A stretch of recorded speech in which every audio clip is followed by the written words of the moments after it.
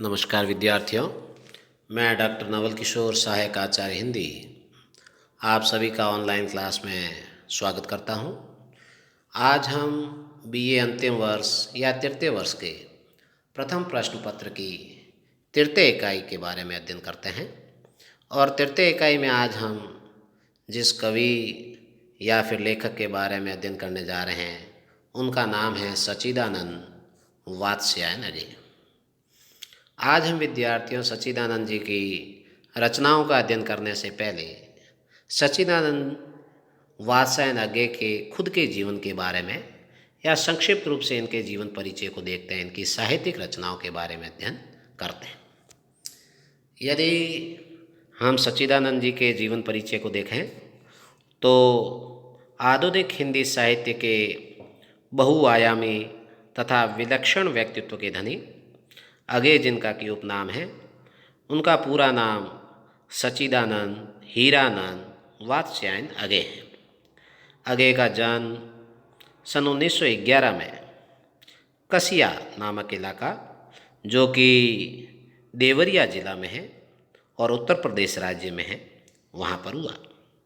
इनके पिता हीरानंद शास्त्री पुरातत्ववेत्ता थे। सच्चिदानंद जी का जो बचपन है वह लखनऊ, कश्मीर, बिहार, मद्रास में व्यतीत हुआ था। शिक्षा इनकी मद्रास और लाहौर में हुई। बीएससी की परीक्षा पास करने के बाद एमए अंग्रेजी विषय की इन्होंने पढ़ाई की और संस्कृत और हिंदी का भी इन्होंने गहन अध्ययन किया। स्वतंत्रता आंदोलन के दौरान वे क्रांतिकारी के रूप में कई बार जेल भी गए। अगे जी ने सैनिक, प्रतीक, नया प्रतीक, बिजली, विशाल भारत, वाक जो कि अंग्रेजी का त्रैमासिक है, और दिनमान के वे संपादक भी रहे। कुछ वर्ष इन्होंने आकाशवाणी में भी नौकरी की तथा 3 वर्ष तक सेना में कैप्टन के पद पर भी रहे। यायावारी स्वभाव के होने के कारण अगे ने यूरोप तथा एशिया का भ्रमण भी किया। सन 1961 ईस्वी में इनकी नियुक्ति कैलिफोर्निया विश्वविद्यालय में भारतीय संस्कृति के आचार्य के पद पर हुई। 4 अप्रैल 1987 को अगे जी का देहावसान हो गया, या कह सकते हैं स्वर्गवास हो गया। ये तो इनके संक्षिप्त निजी जीवन के बारे में था। अब यदि हम इनका साहित्यिक योगदान देखें, साहित्य के क्षेत्र में, हिंदी साहित्य के क्षेत्र में आपका क्या योगदान है, तो हम देखते हैं कि विद्यार्थियों अगे ने उपन्यास, कहानी, यात्रा वर्णन, कविता, निबंध आदि अनेक विधाओं में अपनी कलम चलाई है। सबसे पहले यदि इनकी काव्य कृतियों को देखा जाए तो इनकी प्रमुख काव्य कृतियाँ हैं भग्नदूत, चिंता, इत्यलम, हरी घास पर क्षण भर, बावरा अहेरी, कितनी नावों में कितनी बार, इंद्रधनुष रौंदे हुए ये, आंगन के पार द्वार। इसमें से कितनी नावों में कितनी बार जो रचना है, उस रचना पर आपको भारतीय ज्ञानपीठ पुरस्कार से भी सम्मानित किया गया। काव्य कृतियों के बाद हम इनके उपन्यास को देखते हैं, जिनकी संख्या भले ही कम है, लेकिन वे अपनी शैली के कारण एक अलग ही श्रेणी के उत्कृष्ट उपन्यासों में गिने जाते हैं। इनके मुख्य मुख्य उपन्यासों में शेखर एक जीवनी जो 2 भागों में है, इसके अतिरिक्त नदी के द्वीप, अपने अपने अजनबी आदि प्रमुख हैं। उपन्यासों के अतिरिक्त अगली रचनाएं हम देखें तो इनके कहानी संग्रह को देखें तो इनके प्रमुख जो कहानी संग्रह हैं उनके नाम हैं विफतगा, परंपरा, कोठरी की बात, शरणार्थी, जयदोल और ये तेरे प्रतिरूप आदि इनके मुख्य कहानी संग्रह हैं। इसके अतिरिक्त जैसा पूर्व में भी बताया, अगे की जो प्रवृत्ति है यायावारी थी अनेक स्थानों पर इन्होंने भ्रमण किया, यूरोप और एशिया के कई देशों में घूमे। इसलिए इनके यात्रा वृत्तांत भी हमें दिखाई देते हैं, जिसमें मुख्य रूप से अरे यायावार रहेगा याद और एक बूंद सहसा उछली आदि इनके प्रमुख यात्रा वृत्तांत हैं। इसके अतिरिक्त निबंध लेखन में भी आपकी जो कलम है वो हमें उत्कृष्ट श्रेणी की दिखाई देती है, और कुछ निबंध संग्रह जो हैं उनके नाम हैं आत्मनेपद, त्रिशंकु, नवरंग और कुछ राग, और हिंदी साहित्य एक आधुनिक परिदृश्य आदि आपके प्रमुख निबंध संग्रहों के नाम हैं। इसके अतिरिक्त यदि हम आगे अगे की प्रयोग धर्मिता और भाषा के बारे में देखें, क्योंकि प्रयोगवाद का जनक विद्यार्थियों अगे को कहा जाता है, और अगे का जो तार सप्तक है उसी से प्रयोगवाद का आरंभ माना जाता है। तो हम देखते हैं कि प्रयोगवादी काव्य धारा के प्रवर्तक के रूप में अगे का महत्वपूर्ण स्थान है। तार सप्तक जो कि 1943 ईस्वी में प्रकाशित हुआ, इसके प्रकाशन के साथ ही प्रयोगवाद का प्रारंभ माना जाता है। तार सप्तक में 7 कवियों की रचनाओं का संकलन किया गया था। जो प्रथम तार सप्तक है उसमें गजानन माधव मुक्तिबोध, नेमी चंद्र जैन, भारत भूषण अग्रवाल, प्रभाकर माचवे, गिरिजा कुमार माथुर, रामविलास शर्मा और स्वयं अगे की रचनाओं का संकलन है। अगे ने तार सप्तक के प्रकाशन से ही अपनी प्रयोग धर्मिता का हमें परिचय दे दिया।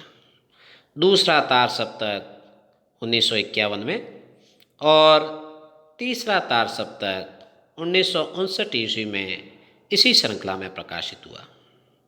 आगे कहते हैं कि तार सप्तक के कवि किसी एक स्कूल से नहीं हैं, किसी एक मंजिल पर पहुँचे हुए नहीं हैं, अभी राही हैं, राही नहीं राहों के अन्वेषी, उनमें मतैक्य नहीं हैं, सभी महत्वपूर्ण विषयों पर अपनी राय अलग अलग है, तथापि काव्य के प्रति एक अन्वेषी दृष्टिकोण उन्हें समानता के सूत्र में बांधता है।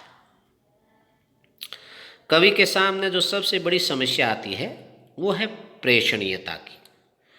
उसकी मान्यता है कि पुरानी भाषा, पुराने शब्द, पुराने उपमान, पुराने प्रतीक और पुराने बिंब हमारी वर्तमान संवेदनाओं और भावानुभूतियों को अभिव्यक्त करने में पूर्ण रूप से सक्षम नहीं है।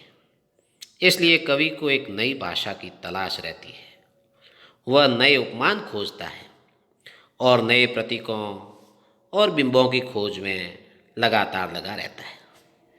इसी को आलोचकों ने प्रयोग धर्मिता कहा है। वह नए प्रयोगों का समर्थन करते हुए कहते हैं, देखिए इन पंक्तियों में नए प्रयोगों का समर्थन करते हुए क्या कहा है अगे ने, तो नहीं कारण कि मेरा हृदय उथला या कि सूना है, देवता अब इन प्रतीकों के कर गए हैं कूच, कभी वासन अधिक घिसने से मुलम्मा छूट जाता है। अगे ने नए नए उपमान गढ़े हैं। कवि को लगता है कि पुरानी भाषा और पुराने उपमान उसकी संवेदनाओं को पाठकों तक आधे अधूरे रूप में ही प्रस्तुत कर पा रहे हैं। अतः वह अपने अनुभूत सत्य को पाठक के मन में उतार देने के लिए निरंतर साधन तलाशता रहता है, और प्रयोग धर्मिता इसी खोज का ही परिणाम है। प्रयोग धर्मिता या प्रयोगवाद के बाद यदि अगे की हम भाषा के बारे में बात करें, तो अगे की जो भाषा है वह शुद्ध साहित्यिक व परिनिष्ठित खड़ी बोली हिंदी है, जिसमें विषयानुरूप विविधता भी है। कहीं उन्होंने संस्कृत के तत्सम शब्दावली का प्रयोग किया है, तो कहीं सरल, सुबोध, तद्भव शब्दावली से युक्त हिंदी का भी प्रयोग हमें दिखाई देता है। आगे प्रयोगधर्मी कवि हैं, उनका शब्द शिल्प एवं भाषा सजगता निश्चित रूप से दूसरों से कुछ अलग है। जहाँ कहीं भी आवश्यकता पड़ी, उन्होंने बेझिझक देशज शब्दावली का भी प्रयोग किया। उनकी भाषा में देखा जाए तो वैसे तत्सम शब्दों की हमें बहुलता दिखाई देती है।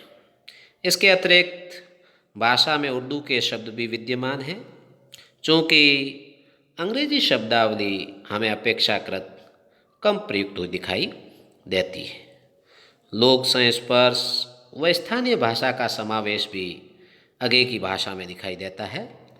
इसके अतिरिक्त उनकी भाषा में अन्य विशेषताओं में नवीन क्रियापदों के निर्माण के साथ भाषा में लाक्षणिक पदावली का प्रयोग भी प्रचुरता से किया गया है। रचना शिष्य को निखारने के लिए भाषा में नित्य नए नए प्रयोग तथा अवसर की उपयुक्त शब्दावली एवं भाषा का प्रयोग करने में कह सकते हैं कि अंग्रेजी जी अत्यंत पटु है। इस प्रकार से उनकी भाषा के बारे में हमने अध्ययन किया, उनकी प्रयोग धर्मिता के बारे में अध्ययन किया, अंग्रेजी जी की रचनाओं के बारे में अध्ययन किया और सर्वप्रथम उनके संक्षिप्त जीवन परिचय, निजी जीवन परिचय को भी हमने देखा। अब हम विद्यार्थियों अगले कालांश में हमारे पाठ्यक्रम में जो उनकी रचनाएं दी गई है उनके बारे में अध्ययन करेंगे। आज के लिए इतना ही। आप सभी का बहुत बहुत आभार, बहुत बहुत धन्यवाद।